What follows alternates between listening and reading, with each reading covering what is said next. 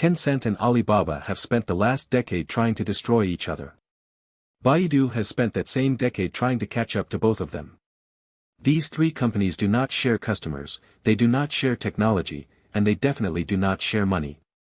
Except this week, they did. All three just wrote checks into the exact same AI company, inside the exact same funding round. Not a partnership. Not a joint venture. A straight up, all of us are buying a piece of this one startup funding round. And by the time it closed, that startup was worth $18 billion, on almost $3 billion raised in a single round, reportedly the largest funding round any video AI company has ever closed, anywhere in the world. The company is called Kling AI, it makes AI-generated video, and the way its rivals just moved tells you something bigger about where the entire AI economy is heading in 2026. Stick with me, because the reason they did it is not what you'd expect. Kling AI started as a side project inside Kuaishou, which most people outside China know, if at all, as a short video app competing with Douyin, the Chinese sibling of TikTok. Kling launched as a text-to-video and image-to-video model, letting anyone type a prompt and get back a short, cinematic clip, camera moves, lighting, physics, all generated rather than filmed. It was not the first AI video tool on the market, and it was not even the most famous one globally at launch. Tools like Sora and Runway had already gotten more headlines in the West. But Kling grew faster than almost anything else in the category. Within 10 months of release, Kuaishou reported Kling had already crossed $100 million in annualized revenue, a pace that put it ahead of most enterprise software companies at the same stage. By the end of 2025, the platform had been used to generate more than 600 million videos, had over 60 million users worldwide, and had hit the #1 spot on App Store charts in more than 40 countries, including markets like Brazil and Germany, where you would not necessarily expect a Chinese AI product to be the local favorite over homegrown or American alternatives. Here is where it gets interesting.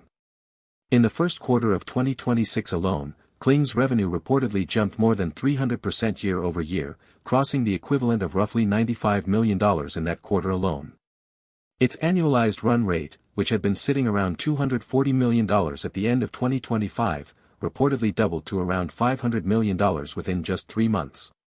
That is not steady, boring SaaS growth. That is the kind of curve investors specifically wait their entire careers to catch early, and it's rare enough that most companies never see it even once. And the user base kept pace. Global users reportedly passed the 100 million mark, with the majority of revenue, by some reports as much as 75%, coming from outside China, in markets like North America, where creators, marketers, and small production studios were adopting it for everything from short-form ads to full drama series pilots to game cinematics. That overseas mix matters, because it means Kling wasn't just riding a domestic wave, it was winning customers in markets where American tools had a head start. Kuaishou had originally floated spinning Kling out as its own company back in April 2026, with early talk of a $20 billion valuation. By the time the round actually closed, that number had settled slightly lower, closer to $18 billion, on roughly $3 billion raised, still reportedly the largest funding round ever closed by a video AI model company anywhere in the world, ahead of comparable raises by Western competitors.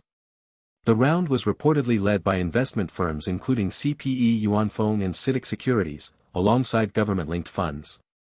But the names that made headlines weren't the financial firms. They were the strategics. Tencent, which owns its own competing generative video platform called Hunyuan, reportedly put in around $200 million. Alibaba Cloud and Baidu reportedly joined as well, alongside entertainment players like Waze Film and TV. 3 companies that are supposed to be racing against each other in almost every category of Chinese tech, cloud computing, AI models, advertising, e-commerce, all showed up, in the same round, to fund the same outside player instead of only backing their own in-house model. This looks contradictory until you think about it like a portfolio instead of a rivalry.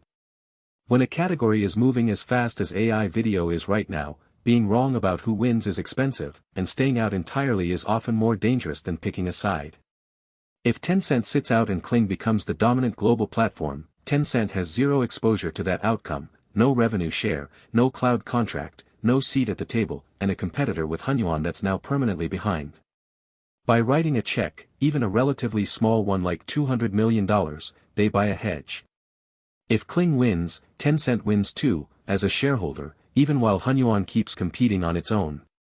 If Alibaba Cloud is providing compute infrastructure behind the scenes, that's a customer relationship worth protecting regardless of who wins the model war on top.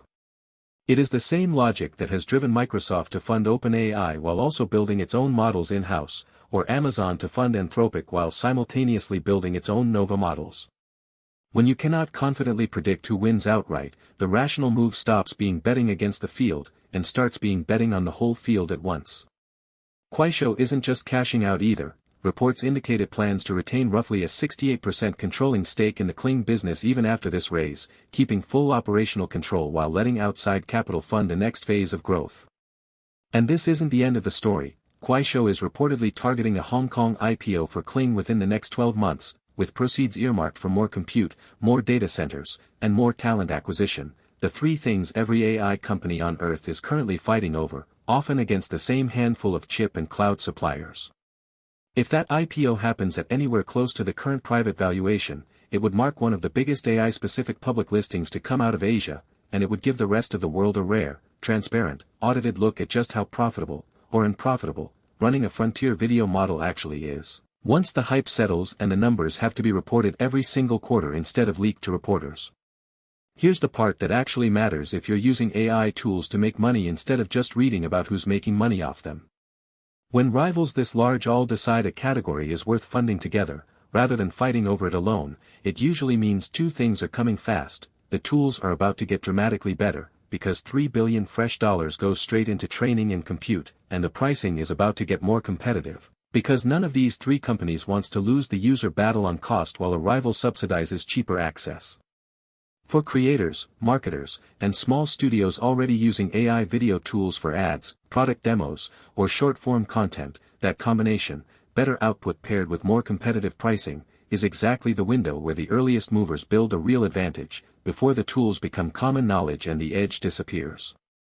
Money like this doesn't chase hype for long, it chases products people are already paying for, which is exactly what Kling's revenue numbers show.